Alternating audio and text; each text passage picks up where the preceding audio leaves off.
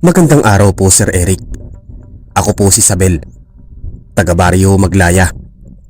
Hindi ko po alam kung maniniwala kayo sa kwentong to, pero nangyari po talaga to noong mga taong 1992, dito mismo sa aming baryo sa bandang bundok. Tungkol ito sa lolo ko, si Lolo Turing, at sa kakaibang gamit ng mga kalamansi na hindi ko makakalimutan hanggang ngayon. Noong panahon na yon, mahirap lang po kami. Bahay namin ay gawa sa kawayan at pawid.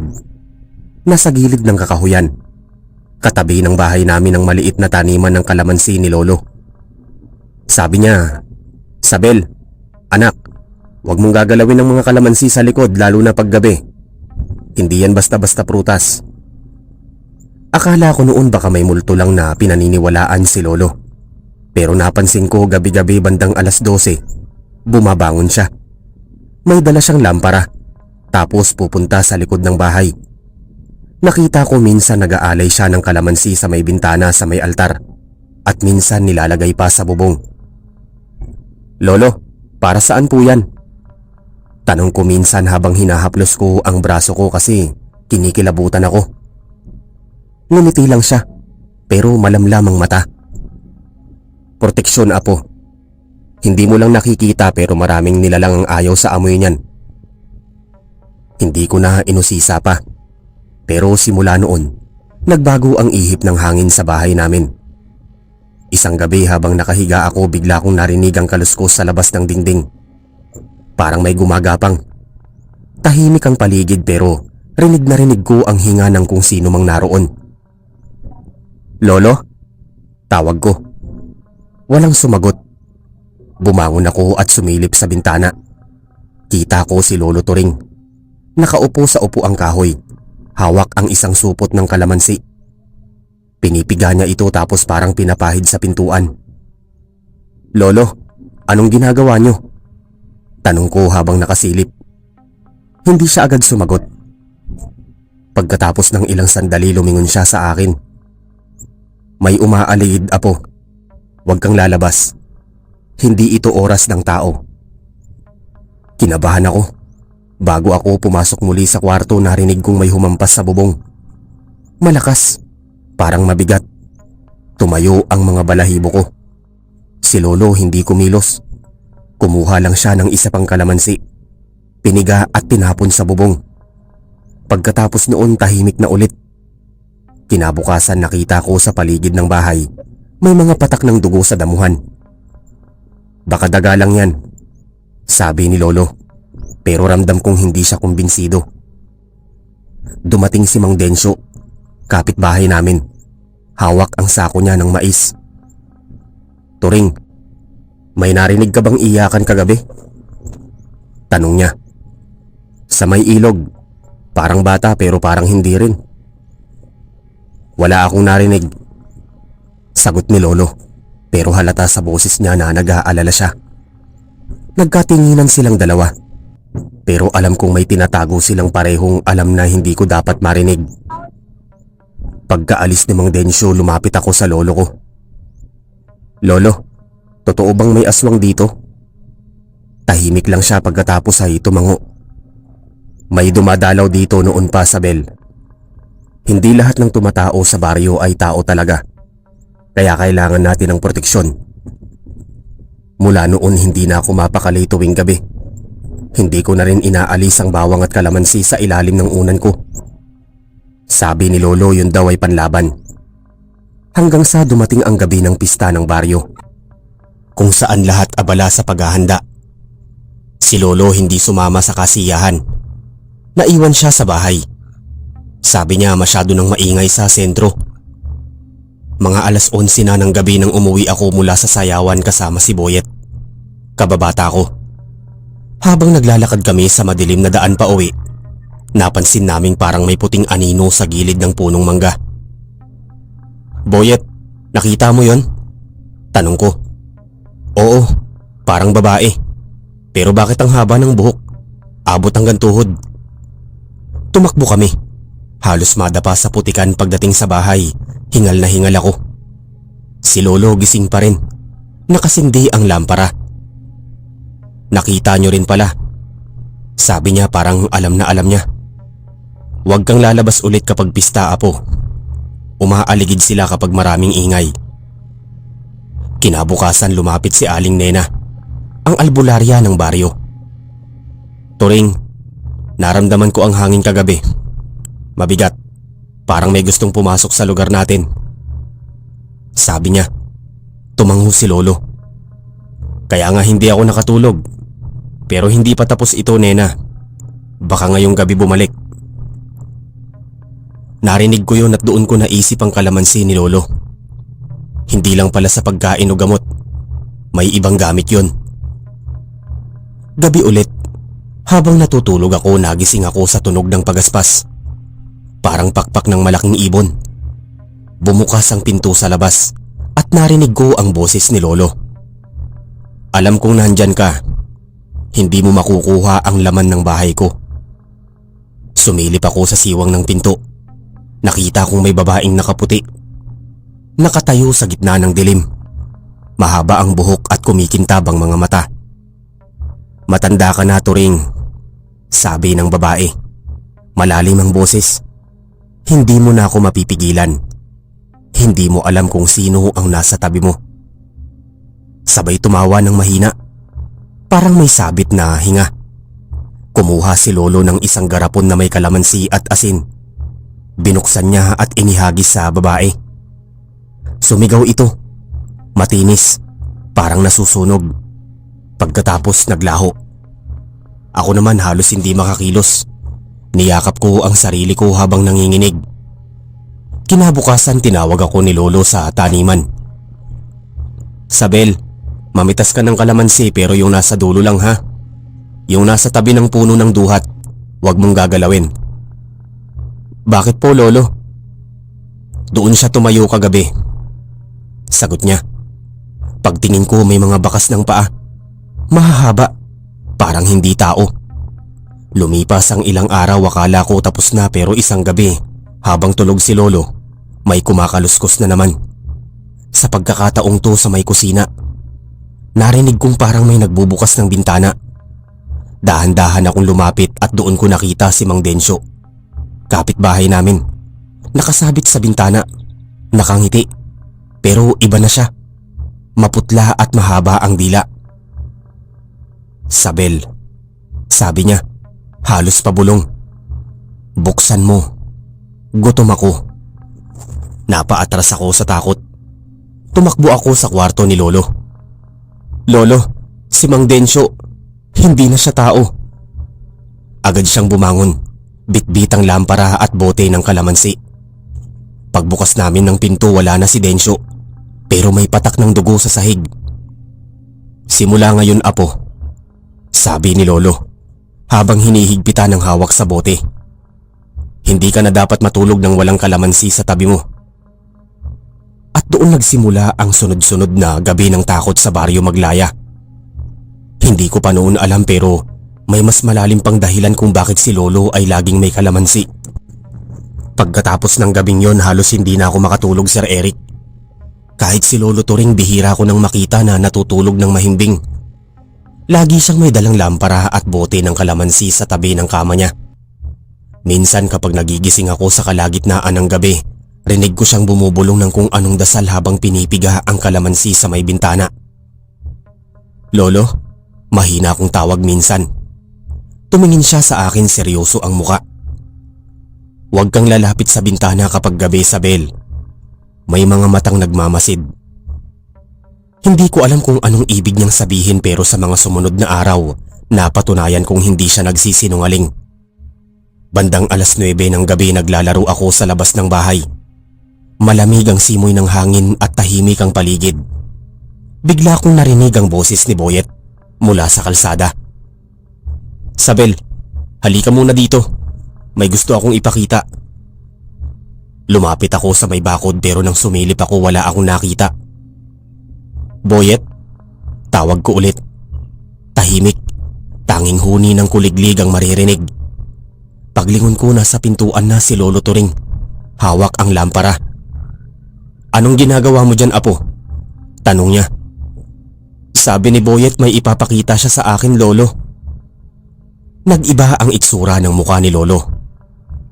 Si Boyet? Kanina pa yun umuwi. May sakit pa nga sabi ng nanay niya. Huwag ka nang lumabas, Sabel. Kinilabutan ako kasi rinig ko talaga ang boses ni Boyet. Pamilyar, gaya ng dati. Malambing pero kung totoo ngang may sakit siya sa bahay, sino ang tumatawag sa akin? Kinabukasan pinuntahan namin ni Lolo si Aling Nena, ang albularyang matanda sa baryo. Marami na namang nagpapakita, Nena. Sabi ni Lolo habang nilalapag ang basket ng kalamansi sa mesa. Kahit boses ng mga bata ginagamit na nila. Napailing si Aling Nena. Nagsisimula na naman ang bilog ng buwan. Hindi sila titigil hanggat hindi nila nakukuha ang gusto nila. Ano po yung gusto nila? Tanong ko. Tumingin si Aling Nena sa akin. Laman ng dugo. Ang mga batang katulad mo, mabilis nilang naaamoy. Para akong nanigas sa kinatatayuan ko. Si Lolo naman agad akong hinila palapit sa kanya. Hindi mo siya makukuha, Nena. Protektado si Sabel. Kinuha ni Lolo ang isang bilog na panyo. Binuhusan ng katas ng kalamansi at itinupi yon bago inilagay sa bulsa ko. Ito, Apo. Huwag mong iwawala. Pag may kakaibang amoy o tunog kang narinig, amuyin mo ito agad. Tumango lang ako kahit nanginginig pa ang kamay ko. Pag uwi namin napansin kong para mas dumami ang mga uwak sa paligid ng baryo. Sa mga puno sa bubong, pati sa bakod ng bahay namin. Puro uwak na itim. Sabi ni Lolo mga bantay daw ng dilim yon. Kinagabihan habang kumakain kami, biglang kumalabog ang bubong. Sunod-sunod, parang may mabigat na nilalang na tumatalon. Napatingin ako kay Lolo. Kalma pa rin siya. Tumango siya. Kinuha ang garapon ng kalamansi na may asin at binuksan ang pinto. Lumayas kayo rito. Sigaw niya. Hindi kayo makakapasok sa bahay ko. May narinig akong matinis na tawa. Hindi ko alam kung babae o hayop, pero tumindig lahat ng balahibo ko. Bumagsak ang isang patak ng dugo mula sa bubong. Tumama sa sahig at naamoy kong amoy panis na karne. Piniga ni Lolo ang kalamansi. Nilagyan ng asin at itinapon sa labas. Pumutok ito sa lupa at biglang lumamig ang hangin. Pagkatapos ng ilang segundo tahimik na ulit. Kinabukasan nagpunta si Mang Densyo sa bahay dala ang mga gulay. Ngumiti siya kay Lolo pero napansin ko na mamaga ang mata niya at parang may marka sa leeg. Turing, may nakita ka bang uwak kagabi? Tanong niya. Marami. Bakit? Sagot ni Lolo. Nasa bubong ko rin. Pag sinisilip ko nawawala pero kagabi may kumalabog sa pinto namin. Pagtingin ko may anino ng babae sa labas. Nakatayo lang. Tahimik si Lolo. Saka tumingin sa akin. Sabel, pumasok ka muna sa loob. Sumunod ako pero mula sa bintana nakita kong seryoso silang nag-uusap. Maya-maya iniabot ni Lolo ang isang supot ng kalamansi kay Densyo. Gamitin mo ito. Itabi mo sa bawat sulok ng bahay mo. Bago maghating gabi, pisain mo isa-isa. Tumango lang si Densyo. Tapos umalis. Lumipas ang 2 gabi bumalik si Aling Nena. Pero halatang pagod siya. Parang hindi natulog. Turing, si Densyo. Nakita naming walang malay sa bahay niya. Ang asawa niya umiiyak. May bakas ng sugat sa dibdib at may amoy kalamansi sa sahig. Napakurap ako. Lolo, yung binigay mong kalamansi hindi ba... Huwag kang mag-isip ng kung ano-ano, Apo. Putol ni Lolo. Ginamit niya yun pero huli na siguro. Hindi na siya nagsalita pa pero ramdam ko na may mabigat siyang tinatago. Kinagabihan habang nag-aayos ako ng higaan napansin kong si Lolo nakatulala sa lampara. Lolo, pagod po ba kayo? Tanong ko. Ngumiti siya pero pilit. Hindi ako pagod, Apo. Pero alam kong darating ulit sila ngayong gabi. At baka hindi lang sila. Bakit po? May gusto silang kunin sa akin noon pa. Sagot niya. At ngayon alam nilang matanda na ako. Hindi ko maintindihan kung anong ibig niyang sabihin. Pero bago siya lumabas ng kwarto, hinaplos niya ang ulo ko. Matulog ka, Sabel. Huwag kang mag-alala. Hindi ka nila mahahawakan habang ako ang humihinga. Makalipas ang ilang oras, nagising ako sa malakas na kalabog. Sunod-sunod, rinig ko ang sigaw ni Lolo sa labas. Lumabas ka na, Luningning. Huwag mo nang idaan sa gabi. Sumilip ako sa bintana, nakita ko ang babaeng nakaputi ulit. Pero ngayon malinaw na ang muka. Maputla, mahaba ang kuko at dumudugo ang bibig. Nakaharap kay Lolo. Matanda ka na, Turing. Sabi ng babae. Hindi mo na ako mapipigilan. Yung dugo ng bata sa bahay mo, yun ang kailangan ko. Hindi mo siya makukuha. Sigaw ni Lolo sabay saboy ng katas ng kalamansi sa babae. Sumigaw ito ng malakas. Naramdaman kong parang umalog ang paligid. Pumailan lang ang amoy ng asido at bulok na karne tapos biglang tumahimik. Pagtingin ko sa labas, nakaluhod si Lolo. Pawis na pawis. Lolo? Sigaw ko, sabay takbo papalapit. Wala na siya, Apo. Hingal niyang sabi, pero babalik yun. May utang siya sa akin. Kinabukasan sinamahan namin si Aling Nena sa gubat. Dinala namin ang mga sanga ng kalamansi. Sabi ni Lolo kailangan daw namin maglagay ng bakod na gawa sa kalamansi sa paligid ng bahay para hindi na makalapit ang mga nilalang. Habang naglalagay kami ng mga sanga, tinanong ko si Lolo. Lolo, sino po ba si Luningning? Hindi siya agad sumagot. Pagkatapos ng ilang minuto, huminga siya ng malalim. Siya ang asawa ko, Apo. Bago pa ako pumunta rito sa baryo. Nanlamig ako. Asawa niyo? Pero bakit siya? Hindi siya tao, Sabel. Sagot niya. Mababa ang boses. Hindi ko alam noon nang malaman kong aswang siya. Pinili kong lumayo. Pero hindi mo basta-basta matatakasan ng dugong may sumpa. Hindi ako nakapagsalita. Pero doon ko naintindihan kung bakit alam ni Lolo ang lahat tungkol sa mga aswang. Lumipas ang ilang araw na tahimik pero ramdam kong hindi pa tapos ang lahat. Sa gabi rinig pa rin namin ang mga uwak at may mga kaluskos pa rin sa paligid, pero sabi ni Lolo mas lumalakas daw ang bisa ng mga kalamansi kapag ipinahid sa apoy bago ipiga. Kaya tuwing gabi bago matulog, nag-aalay siya ng 3 kalamansi sa may bintana, sa harap ng pinto at sa ilalim ng kama ko. Pero pag bumalik siya, sabi ni Lolo, hindi siya makapasok kahit anong anyo pa niya. Pero isang gabi habang nakahiga ako, narinig ko ulit ang boses ni Boyet. Sabel, tulungan mo ko. Nandito ako sa likod ng bahay niyo. Tinakpan ko ang tenga ko. Nanghinginig pero narinig ko ulit. Buksan mo lang sandali. Nasasaktan ako. Hindi ko na nakayanan. Tumakbo ako sa kwarto ni Lolo pero wala siya roon. Binuksan ko ang pinto. Malamig ang hangin. Lumabas ako, hawak ang lampara. Pagdating ko sa likod ng bahay, nakita ko nga si Boyet. Nakatayo pero putla ang muka at wala siyang anino sa ilalim ng ilaw. Boyet? Nanginginig kong tanong. Ngumiti siya pero may dugo sa labi niya. Hindi mo ko tutulungan? Tumakbo ako pabalik pero may kamay na humawak sa balikat ko. Hindi mo na siya kaibigan, Apo. Sabi ni Lolo. Nasa likod ko pala. Hawak niya ang kalamansi. Piniga niya ito at tumama ang katas sa mukha ni Boyet. Sumigaw ito. Nagbago ang anyo. Naging itim ang balat. Humaba ang dila tapos biglang nawala. Parang usok. Pagkatapos ng gabing yun, hindi na ako lumalabas pag madilim. Si Lolo naman, mas lalong tumanda sa itsura pero ramdam tumapang ang loob. Alam kong malapit na ang huling harap nila ni Luningning at hindi ko alam kung makakaligtas pa kami pareho. Pagkarinig ko ng malakas na sigaw mula sa labas ng bahay, halos mabitawan ko yung mangkok ng kape na hawak ko. Si Lolo Turing. Nakatayo sa gilid ng bintana, hawak ang itak habang nakatunghay sa dilim. Mabilis akong lumapit sa kanya. Lolo, ano yun? Halos pasigaw kong tanong habang nanginginig pa ang tuhod ko. Hindi siya sumagot agad.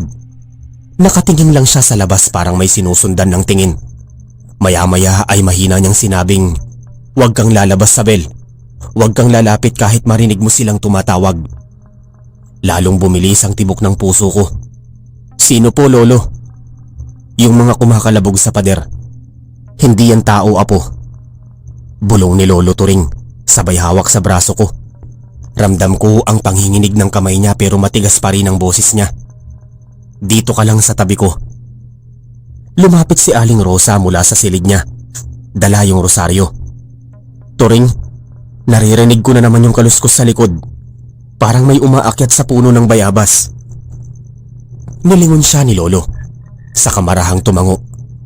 Alam ko dyan yan madalas. Dyan yan pumipwesto. Hinawakan ko ang kamay ni Lolo. Lolo, baka kailangan natin umalis dito. Baka pwedeng hindi tayo aalis, Apo. Putol niya. Dito tayo ligtas. Hanggat may kalamansi, hindi sila makakapasok.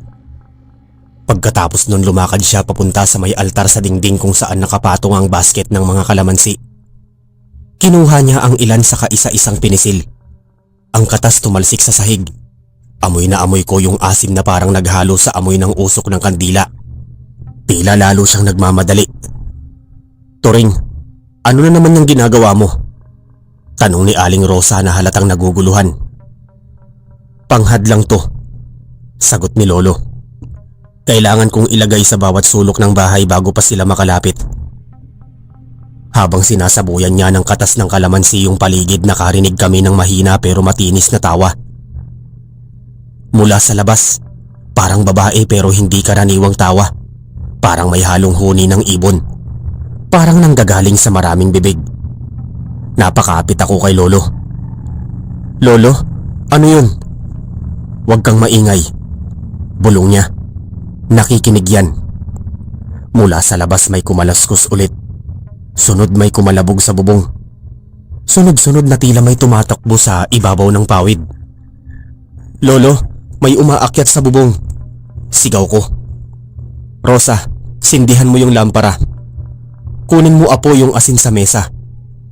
Utos ni Lolo habang nakamasid sa kisame. Sumunod kami agad. Nanginginig ako habang binubuksan yung lalagyan ng asin. Si Aling Rosa naman sinindihan yung lampara hanggang magliwanag yung buong sala. Pagkatapos ay pumwesto si Lolo sa may pinto. Itak sa isang kamay, asin sa kabila. Lolo, baka pumasok sila. Hindi sila makakapasok hanggat may kalamansi. Mariin niyang sabi. Sabay saboy ng katas sa pintuan pero matatalino yung mga yan. Kapag nakakita ng butas o basag sa dingding, doon dadaan. Mula sa labas may narinig kaming boses. Boses ng lalaki. Turing, ako to si Mang Cardo. Buksan mo yung pinto. May sugatan dito. Nagkatinginan kami ni Aling Rosa. Si Mang Cardo, kapitbahay namin yun sa kabilang dulo ng baryo pero imposibleng nandito siya sa ganitong oras. 11:00 na ng gabi at malakas ang ulan. Lolo, baka nga si Mang Cardo. Mahina akong sabi, pero napailing si Lolo. Hindi yan si Cardo. Pero Lolo, baka hindi yan si Cardo. Halos pasigaw na ulit ni Lolo sabay tingin sa akin. Hindi siya yun, Sabel. Pakinggan mong mabuti yung boses. Parang si Cardo pero mababa. Parang may sumisingit na alulong ng aso. Pinakinggan ko. Tama si Lolo. Habang paulit-ulit na tumatawag yung tinig sa labas. Turing, Turing, tulungan mo ko. Naroon nga yung kakaibang tunog sa dulo ng bawat salita. Parang may umuungol. Lolo, hindi ko kaya. Sabi ko halos maiyak na. Nakakatakot po. Huwag kang matakot. Yan lang ang gusto nila. Ang matakot ka. Sabi ni Lolo. Kapag natakot ka, mas lalapit sila. Biglang may malakas na kalabog sa pinto. Turing, buksan mo to. Napaatras ako at si Aling Rosa napasigaw pero hindi natinag si Lolo. Inilapit niya ang kalamansi sa pinto at pinisil ulit. Ang katas nito tumulo sa sahig. Tumama sa ilalim ng pinto at biglang may sumisigaw sa labas. Parang nasusunog. Ah! Ang sakit! Napasapu ako sa tenga. Si Aling Rosa halos matumba sa takot. Diyos ko, Turing. Tao pa ba yun? Umiling si Lolo. Hindi na. Matapos yun humupa ang kalabog. Natahimik lahat. Wala kaming naririnig kundi yung lagaslas ng ulan sa labas at hingal naming tatlo. Makalipas ang ilang minuto, marahang lumapit si Lolo sa bintana at sumilip. Nagtataka ako kung saan siya hinugot yung tapang na yun. Kasi kung ako lang baka nahimatay na ako sa takot. Nang bumalik siya may hawak siyang isang pirasong kuko. Maitim, mahaba at tila na barag. Ito yung tumama sa kalamansi. Sabi niya, nasunog yung balat niya. Balat ng ano, Lolo? Tanong ko. Tumingin siya sa akin, diretso sa mga mata ko. Ng aswang apo. Kinabukasan pagdilat ko ng mata tila parang walang nangyari. Tahimik ang paligid. Pumapasok ang liwanag ng araw sa bintana at narinig ko yung mga manok sa likod ng bahay. Si Lolo nakaupo sa may balkonahe. Umiinom ng kape. Lolo, mahinahon kong sabi habang lumalapit. Totoo po ba yung nangyari kagabi? Baka nananaginip lang tayo. Tumingin siya sa akin tapos ngumiti. Kung panaginip yun, sana hindi na magbalik. Babalik pa po ba sila, Lolo? Tanong ko kahit alam kong ayaw kong marinig ang sagot. Babalik, apo. Hanggat buhay ako babalik yan. Mahina niyang sagot. May atraso ako sa kanila. Anong atraso po? Hindi agad siya sumagot. Kinuha niya yung maliit na basket ng kalamansi sa tabi at pinisilang isa. Noong kabataan ko, Sabel, hindi lang ako basta magsasaka. Ako rin ang tinatawag ng mga tao dito kapag may kinikidnap na bata ng aswang. Isa akong tagasunod ng mga albularyo noon. At isa sa mga napatay kong aswang, asawa ng pinuno nila. Natigilan ako. Kaya sila bumabalik? Tumango siya. Oo, gaganti yan. Pero habang buhay ako hindi nila ako makukuha. Tahimik ako napaupo sa tabi niya. Humigpit ang hawak ko sa laylayan ng damit ko. Sa loob-loob ko hindi ko alam kung matatakot ba ako o dapat kong ipagmalaki ang lolo ko. Pero sa titig niya sa kalamansi alam kong matagal pa ang laban namin. Gabi na naman. Muling bumigat ang hangin. Muling tahimik ang paligid at muli kong naamoy yung katas ng kalamansi na pinapahid ni Lolo sa pinto. Lolo, hindi ba tayo pwedeng umalis dito? Tanong ko habang pinapanood siyang abalang-abala sa pagsasabit ng kalamansi sa mga sulok ng bahay. Hindi tayo aalis, apo. Sabi niya, kapag umalis tayo, mas madali tayong makikita dito. Dito tayo may depensa. Pero paano kung makahanap sila ng paraan? Ngumiti si Lolo, pero halatang pilit. Basta't may kalamansi, ligtas tayo. Ngunit ang gabi ring yun may kakaiba akong narinig. Mga yabag ng paa sa ilalim ng bahay, kasabay ng pag-ihip ng hangin. Mahina pero tuloy-tuloy. Lolo, mahina akong tawag pero hindi siya lumingon. May naririnig po kong naglalakad sa ilalim. Alam ko, apo. Sagot niya. Diyan sila nag-uumpisa. Lumapit ako sa kanya pero bago pa ako makapagsalita biglang tumigil ang yabag. Pagkatapos ay sumunod ang isang boses ng babae. Pamilyar pero nakakapangilabot. Sabel? Sabel, anak. Ako to, si Mama. Parang napako ako sa kinatatayuan ko. Lolo, si Mama yun. Si Mama. Hindi yan ang mama mo, sabi ni Lolo. Mas mahina pero mariin. Huwag kang lalapit. Pero Lolo, wala na ang mama mo. Bigla niyang sigaw. Matagal na siyang kinuha ng mga yan. Yan ang ginagamit nila para makuha ka. Tuluyang bumagsak ang luha ko. Sa labas patuloy ang boses. Sabel, anak, lumabas ka na. Yakapin mo si Mama. Lolo, halos pabulong kong sabi. Bakit nila ginagawa to? Para sirain ang loob mo, sagot ni Lolo. Habang mahigpit na hawak ang itak. Kapag bumigay ka, kapag lumapit ka, Saka kanila kukunin. Lumipas ang ilang minuto pero hindi tumigil ang boses. Paiba-iba ang tono. Minsan malambing, minsan galit, minsan umiiyak, hanggang sa marinig ko yung tunog ng mga kuko na kumakaskas sa ilalim ng bahay. "Turing!" Biglang sigaw ni Aling Rosa mula sa kwarto. May umaakyat sa likod. Mabilis na tumakbo si Lolo. Ako naman sumunod, nanginginig. Pagbukas namin ng pinto sa likod bahay, may anino sa poste ng kawayan. Mahaba, payat at nakabitin. Nang gumalaw, kita ko ang mga mata nitong mapula sa dilim. "Lolo, ano yun?" "Tumabi ka, apo," sabi niya sabay saboy ng katas ng kalamansi. Pagdampi ng katas, parang sumigaw yung nilalang.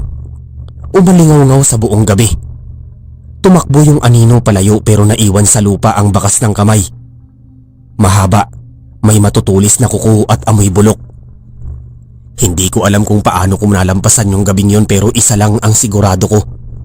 Hindi yun matatapos pa doon. At sa ilalim ng liwanag ng lampara, habang nakatitig ako kay Lolo na walang tigil sa pagpisil ng mga kalamansi, alam kong bawat patak ng katas na yun ay laban naming hindi pa natapos. Kinabukasan, Sir Eric, parang walang nangyari sa amin. Maaliwalas ang umaga. Malamig ang hangin at ang mga manok sa likod bahay ay tila walang pakialam sa takot na pinagdaanan namin kagabi. Pero kahit paanong ayos ng paligid, hindi ko pa rin maalis sa isip ko yung nakita kong nilalang. Hanggang ngayon malinaw pa rin sa isip ko yung mata niya. Mapula, parang apoy, at yung sigaw na tumama sa kalamansi parang boses na galing sa ilalim ng lupa. Habang nag-aalmusal kami ni Lolo, tahimik lang siya.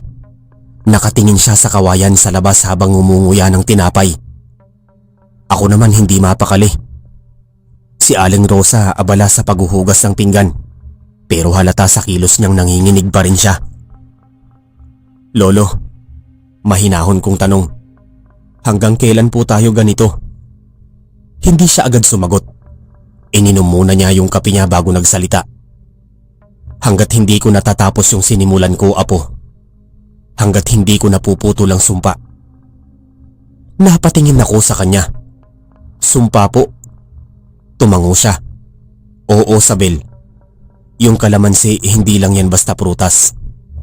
Yan ang tanging prutas na ayaw hawakan ng mga aswang dahil galing yan sa puno ng itinanim sa libingan ng unang albularyo sa baryo natin. Ang punong yan, itinanim ng matandang si Kabinang. Siya ang unang nakalaban ng mga aswang dito sa Sitio Saliw." Napaangat ang kilay ko. "Sitio Saliw?" Tumango si Lolo. "Bago pa man ako pinanganak, yan na ang tawag sa lupang ito. Pero sabi ng matatanda, hindi daw ito ang tunay na pangalan ng baryo noon. Ang dati daw nitong pangalan, Sitio Salinaw. Pero nang mangyari yung madugong labanan ng mga albularyo at mga aswang, binago ng mga tao ang pangalan para hindi na sila hanapin." Napatingin ako sa labas, sa mga puno ng nyog na nakapila sa gilid ng kalsada. Tahimik lang pero para bang may mga matang nakamasid. "Lolo, ibig sabihin matagal na silang nandito?" Tanong ko. "Mas matagal pa sa atin," sagot niya. "At ang kalamansi na ito," sabay hawak niya ng isang piraso, "ito lang ang panlaban natin." Pagkatapos naming mag-almusal, tumuloy kami sa likod bahay para mag-ani ng bagong kalamansi. Bitbit ko yung bilao habang si Lolo naman ay may dalang maliit na itak. Mahigit 30 puno ng kalamansi ang tanim sa likod ng bahay namin, at halos lahat ay namumunga. Pero habang pumipitas ako, may napansin akong kakaiba. Yung ilang bunga may itim na marka sa balat, parang sunog. "Lolo, tignan niyo to," sabi ko habang itinaas ko yung bunga.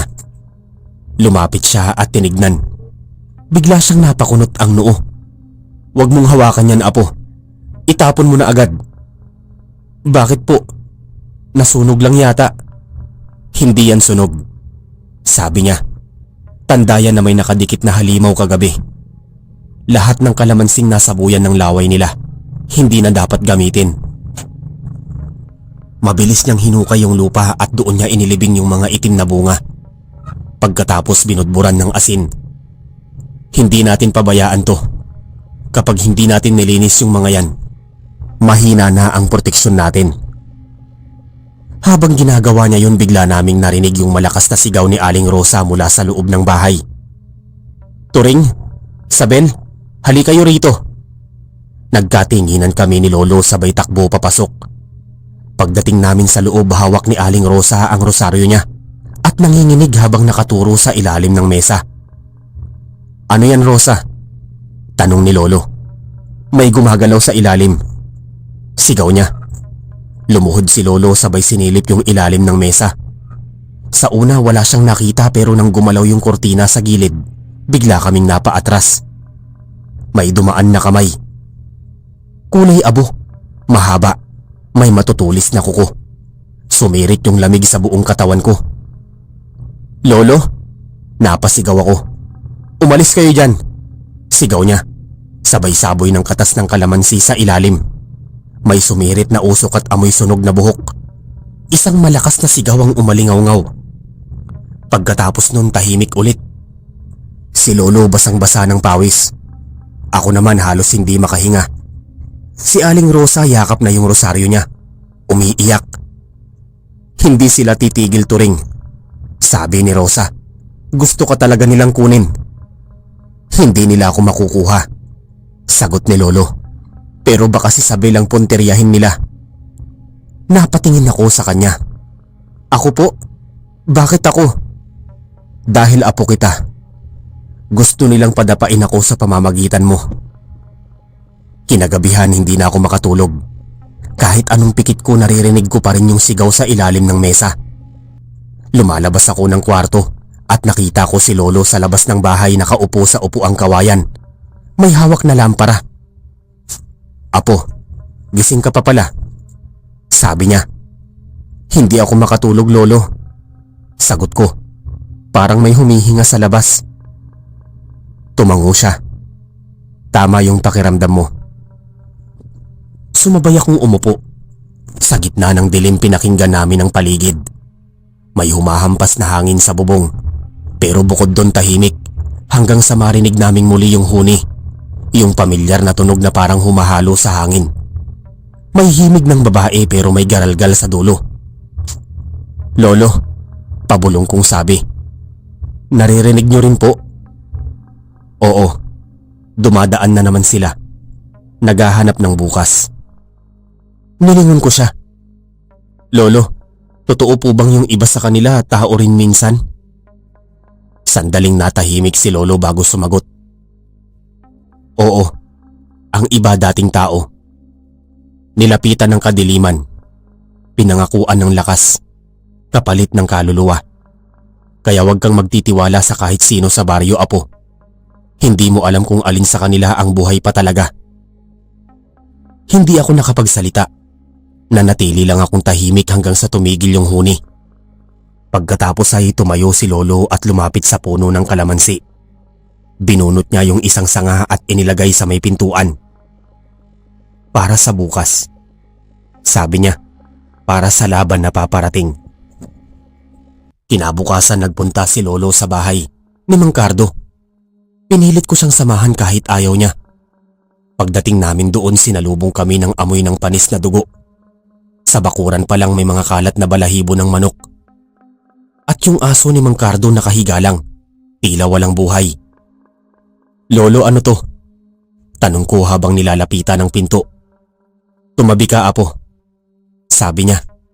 Pagbukas niya ng pinto, bumungad ang isang eksena na hindi ko makakalimutan. Si Mang Cardo nakahandusay sa sahig. Nakadilat ang mga mata at may mga marka ng kalamansi sa paligid ng katawan niya. Sa tabi niya may basag na boteng may lamang katas ng kalamansi. Ginamit niya rin ang kalamansi. Mahina akong sabi. Oo, tugon ni Lolo, pero hindi siya nakaligtas. Marami silang dumating. Tinignan niya yung mga marka sa sahig. Apo, tignan mo to. May mga yapak pero hindi paa ng tao. Tinignan ko. Tama siya. Mahahaba, payat at may 3 daliri. Parang hindi sa mundo. Lolo, ibig sabihin nasa baryo pa rin sila? Tanong ko. Tumango siya. at malamang nakikihalubilo sa mga tao. Pagsapit ng gabi dumami ang mga tao sa paligid ng bahay namin. Narinig kasi nila ang nangyari kay Mang Cardo. May mga kapitbahay na lumapit, may mga umiiyak, may iba namang tahimik lang, parang nagmamasid. Habang nagsasalita si Lolo tungkol sa mga dapat nilang gawin, kalamansi, asin at bawang napansin kong si Mang Temyong, yung karpinterong kapitbahay namin na panay ang tingin sa puno ng kalamansi ni Lolo. Pag uwi nila nilapitan ko si Lolo. Lolo, si Mang Temyong po, parang iba ang tingin niya sa puno niyo. Ngumiti lang si Lolo, pero malamig yung ngiti. Alam ko, matagal ko nang napapansin yan. Hindi siya basta tao, apo. Napatigil ako. Ano pong ibig niyong sabihin? Si Mang Temyong, sabi niya, isa sa mga dahilan kung bakit bumalik yung mga aswang dito. Lumalim na naman ang gabi. Umuulan ng mahina habang nasa kwarto ako. Narinig kong bumukas ang pinto sa labas. Dahan-dahan akong tumayo. Sumilip sa bintana at nakita ko si Ma'am Temyong. Nakatayo sa tapat ng puno ng kalamansi ni Lolo. Hindi siya kumikilos. Nakatingala lang sa mga bunga. Parang may tinitignan. Biglang dumating si Lolo sa likod niya. May hawak na lampara. Temyong, anong ginagawa mo rito? Hindi agad sumagot si Mang Temyong nang lumingon siya. Doon ko nakita maputla ang balat niya. Ang mata niya ay kulay abo at sa labi niya may bahid ng dugo. Magandang gabi, Turing. Sabi niya, ang bango ng kalamansi mo. Sumiklab ang hangin sa pagitan nila. Hawak ni Lolo ang itak habang si Mang Temyong ay ngumiti ng mabagal. Ipinakita ang mahahaba niyang ngipin. Turing, oras na para tapusin mo na to, sabi ni Ma'am Temyong. Pagkarinig ko sa boses ni Mang Temyong sa labas, mabilis akong napaluhod sa gilid ng bintana. Rinig na rinig ang pag-iyak ng ulan sa bubong at yung pagpitik ng hangin sa mga dahon ng kalamansi.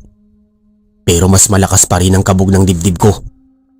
Si Lolo Turing nakatayo sa tapat ni Mang Temyong. Hawak ang lampara sa kaliwang kamay at itak sa kanan.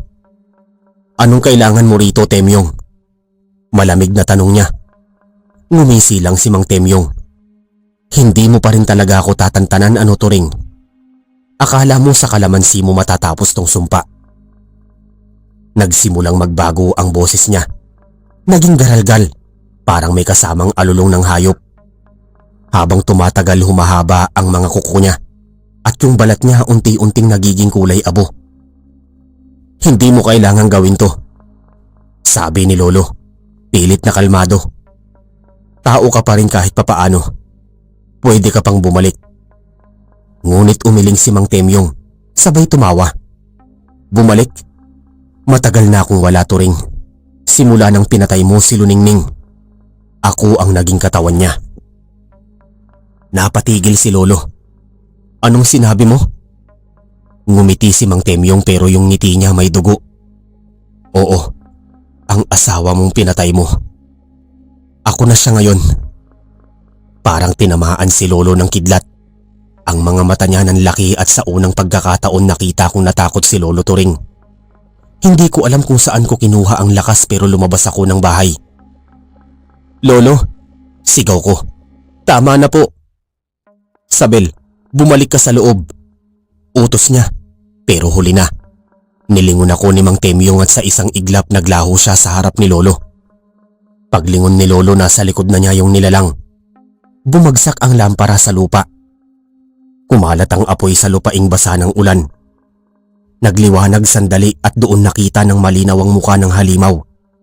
Mata na mapula, bibig na puno ng ngipin at dila na parang ahas. Ang bango ng dugo ng apo mo, Turing, sabi ni Mang Temyong, o marahil si Luningning na sa boses niya ngayon. Ngayon babawiin ko na ang dugong pinigilan mong dumaloy noon. Itinaas niya ang kamay pero mabilis si Lolo. Itinapon niya ang supot ng kalamansi sa mukha ng nilalang. Pumutok ito at sumigaw ng napakalakas si Mang Temyong. Nagliyab ang balat niya, parang sinusunog, pero sa gitna ng apoy humawak siya sa puno ng kalamansi at hinila ito. Parang gusto niyang bunutin mula sa lupa. Hindi mo madadala yan, sigaw ni Lolo. Dugo ng lupa yan. Hindi mo yan maaangkin. Ngunit habang pinipigil ni Lolo, biglang kumulog. Isang malakas na hangin ang dumaan at sabay silang natumba. Ako naman, napasigaw si Lolo. Nagising akong nakahiga sa sahig. Amoy usok, amoy paso. Pagmulat ko, nakahandusay si Lolo. Nanghinginig at sa harap niya, abo na lang yung halimaw, pero ang puno ng kalamansi natumba. Kalahati ng ugat ay wasak. Lolo, nilapitan ko siya agad.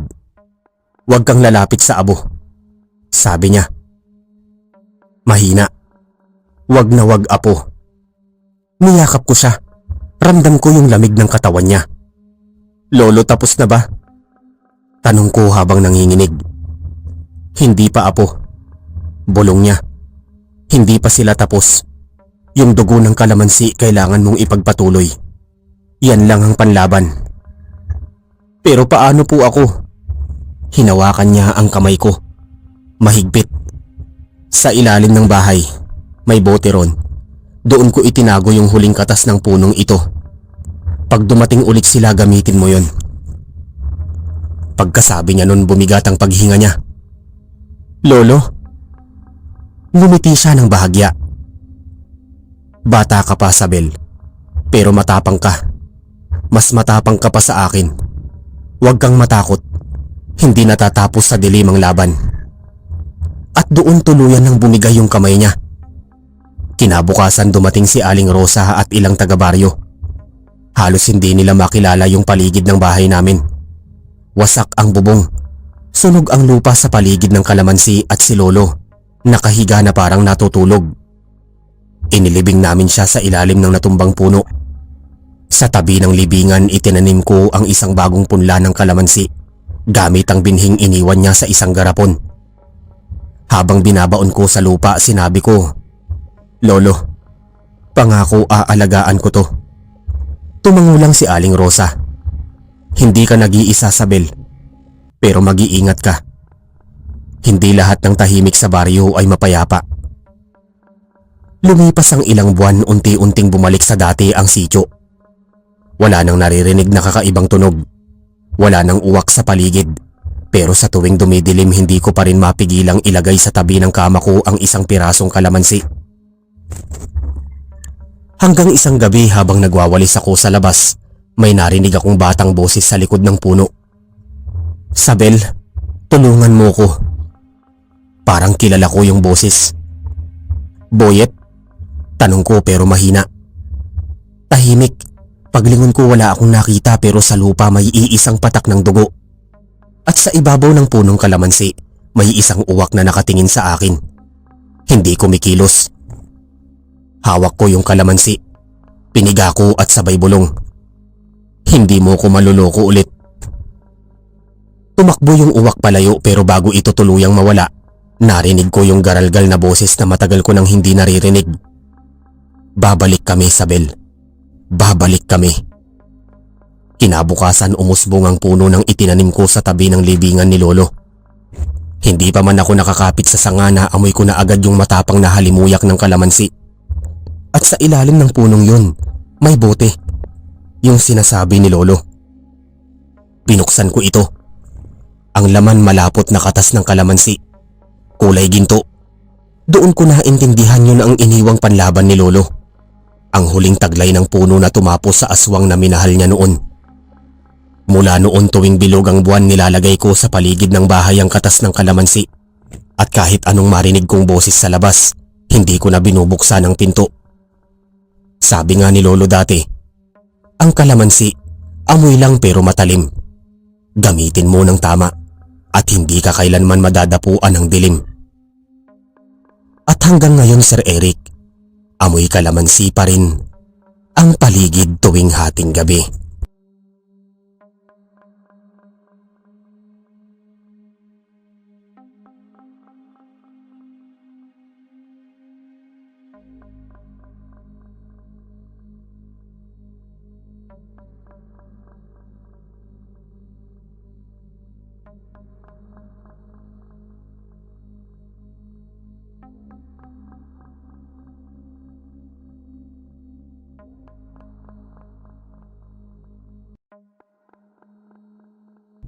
Magandang araw po, Sir Eric.